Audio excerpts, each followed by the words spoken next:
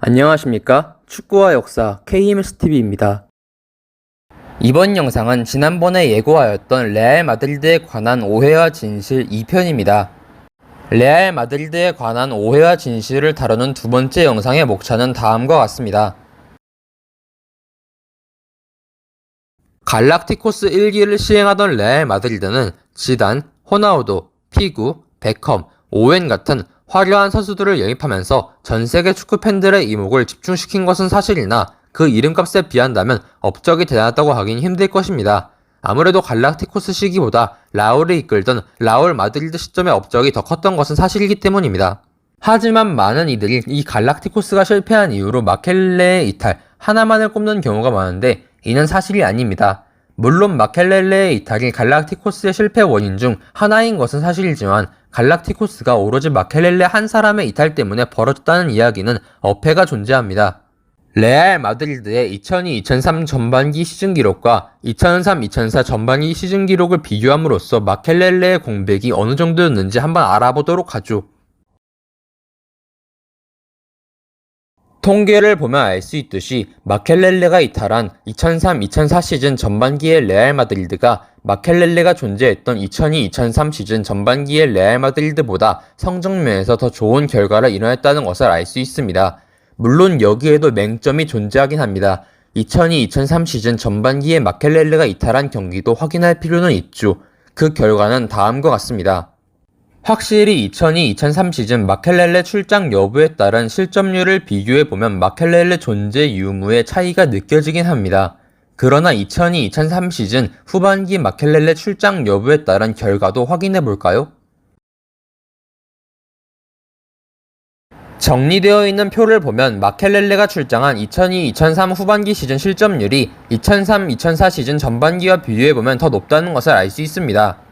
이를 통하여 적어도 2003-2004 시즌 레알 마드리드의 전반기는 마켈렐레 이탈에도 불구하고 실점률이 크게 늘어나지도 않았고 성적면에서 되려 더 좋은 모습을 보여줬다는 것을 알 수 있습니다. 물론 지금까지 말한 것은 모두 후반기의 기록을 뺀 전반기의 기록일 뿐입니다. 결과적으로 2003-2004 시즌 레알 마드리드는 후반기에 급격하게 무너지면서 2002-2003 시즌과 다르게 실패한 시즌을 보내게 되었죠. 하지만 뭔가 이상하지 않으신가요? 마켈렐레의 이탈 때문에 레알 마드리드의 중원과 수비가 붕괴되어 갈락티코스가 몰락한 것이라면 어째서 2003-2004 시즌 전반기의 성적과 실점률이 2002-2003 시즌 전반기의 성적과 실점률보다 나은 것이며 2002-2003 시즌 마켈렐레가 출장한 경기들과 비슷한 실점률이 나온 것일까요? 한번 또 다른 지표를 확인해보도록 하겠습니다. 2003-2004 시즌 수비형 미드필더와 센터백 자리를 동시에 소화하는 것이 가능했던 엘게라가 마켈렐레의 수비형 미드필더 자리를 대체하여 출장했던 몇몇 경기의 지표들입니다. 보이시나요? 엘게라가 수비형 미드필더로 출장한 2003-2004 시즌 레알 마드리드의 경기 기록은 매우 좋은 성과를 낸 것을 확인하실 수 있습니다. 참고로 이 기록 가운데에는 라리가에서 바르셀로나, 아틀레티코 마드리드, 데포르티보 같은 당대의 라리가 강팀들과 치르면서 얻어낸 결과들이 포함되어 있습니다.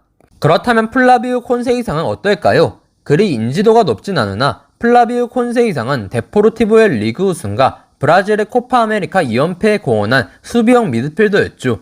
그러나 플라비오 콘세이상은 마켈렐레가 첼시로 떠난 당시에 돌연 도르트문트로 임대를 가버렸죠. 플라비오 콘세이상에 대한 유의미한 기록을 한 가지 꺼내들자면 2002-2003 시즌 마켈렐레가 결정하고 플라비오 콘세이상이 출장했을 때 레알 마드리드의 기록일 것입니다. 그 결과는 다음과 같습니다. 마켈렐레가 결정하고 플라비오 콘세이상이 출장했을 때의 레알 마드리드 기록을 보시면 마켈렐레의 2002-2003 시즌 전반기 출장 시즌 레알 마드리드의 기록과 비교하면 확실히 아쉬운 편이지만 마켈렐레의 2002-2003 후반기 출장 시즌 레알 마드리드의 기록과 비교한다면 큰 차이가 없다는 것을 알 수 있습니다. 마지막으로 2002-2003 시즌 마켈렐레의 출장 기록과 2003-2004 시즌 엘게라의 수비형 미드필더 출장 기록, 그리고 2002-2003 시즌 마켈렐레가 결장했을 때 출장한 플라비오 콘세이상의 기록을 비교해보면 다음과 같습니다. 사실 엘게라는 마켈렐레와 달리 지속적으로 수비형 미드필더로 기용되지도 못했고 콘세이상 역시 마켈렐레가 없이 본인이 중심이 되어 중원을 수비한 경기 숫자가 그리 많지 않다는 점에서 제대로 된 비교를 했다고 하긴 힘들지만 그렇다고 해서 이러한 비교 결과를 마냥 무시할 수만은 없다고 생각합니다. 어찌되었든 이를 통해 알 수 있는 것은 마켈렐레가 이탈할 당시 레알 마드리드는 마켈렐레 한 명의 공백을 메울 능력 자체가 있었다는 것이며 갈락티코스의 몰락이 마켈렐레 한 명의 이탈로 생긴 문제가 아니라는 것입니다.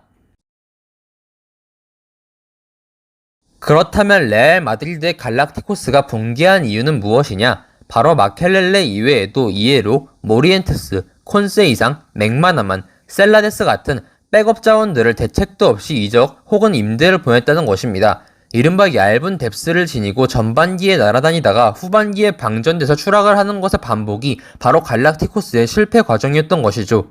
이 방출 과정에서 가장 문제가 된 것은 마켈렐레도 마켈렐레이지만 앞서 언급한 플라비오 콘세이상과 수비진의 리더 이에로의 방출 역시 마켈렐레 못지않은 파장을 불러왔는데 레알 마드리드는 이 둘의 이적으로 인해 수비형 미드필더와 수비수의 뎁스가 대책 없이 얇아지게 되었습니다.